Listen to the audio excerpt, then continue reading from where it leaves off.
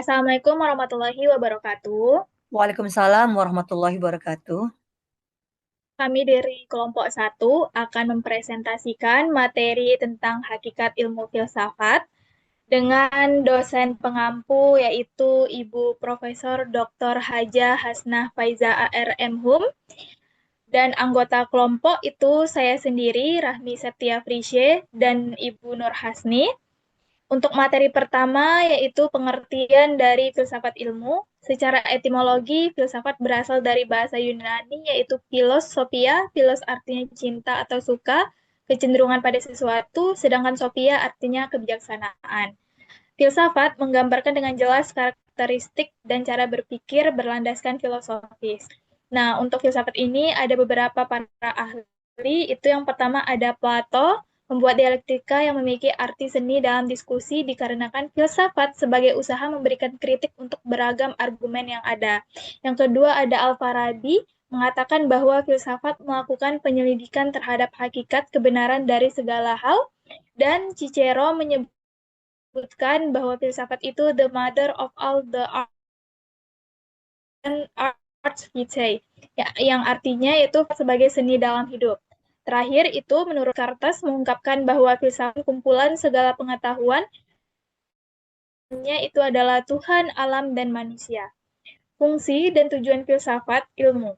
Untuk fungsi filsafat ilmu itu sebagai pencari kebenaran dari berbagai kejadian yang ada, mempertahankan, menunjang, dan menentang atau berdiri sendiri paham filsafat yang lain. Untuk tujuan filsafat ilmu ini ada tiga. Yang pertama, memahami sejarah ilmu di berbagai bidang. Yang kedua, mempertegas tidak ada pertentangan dalam permasalahan tujuan. Dan yang ketiga, mendorong untuk konsisten mendalami ilmu dan mengembangkannya.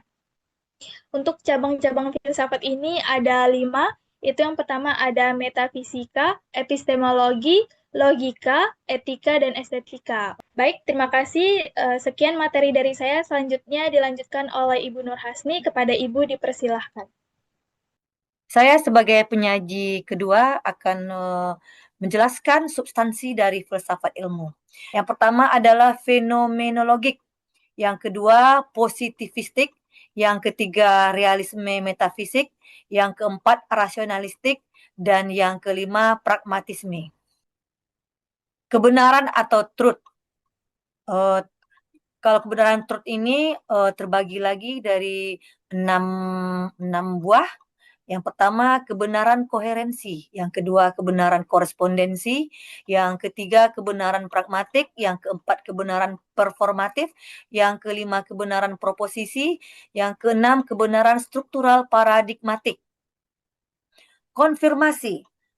Dalam ilmu filsafat itu berdasarkan kepada konfirmasi, yang mana proses memprediksi, menjelaskan proses dan objek selanjutnya yang akan datang. Dan yang kedua adalah logika inferensi, yang mana contohnya adalah logika matematika, yang mana menguasai positivisme, merupakan logika yang berlangsung sampai seperempat akhir dari abad 20. Ciri-ciri pemikiran filsafat.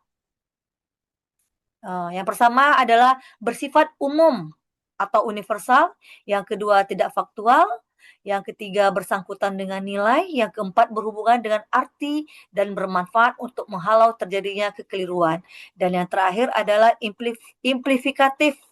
Implikasi selalu tergantung dengan baik dan terpilih dalam pemikiran filsafat. Beberapa kegunaan atau manfaat mempelajari filsafat.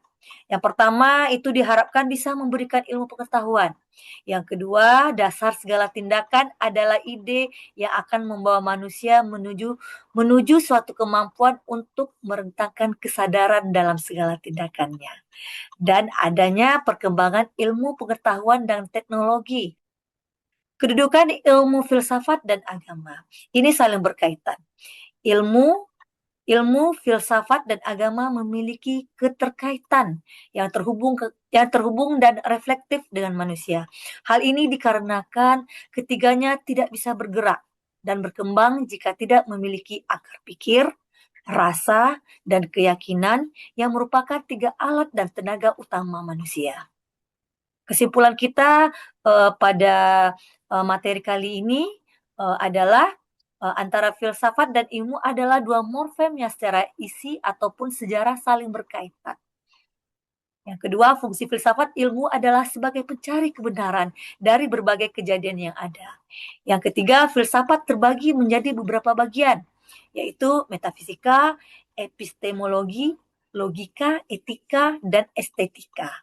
Dan yang keempat, kandungan filsafat ilmu terdiri dari logika, kebenaran, dan konfirmasi. Dan terakhir, kesimpulan kita adalah pemikiran filsafat bersifat universal, berkaitan dengan nilai dan tidak faktual.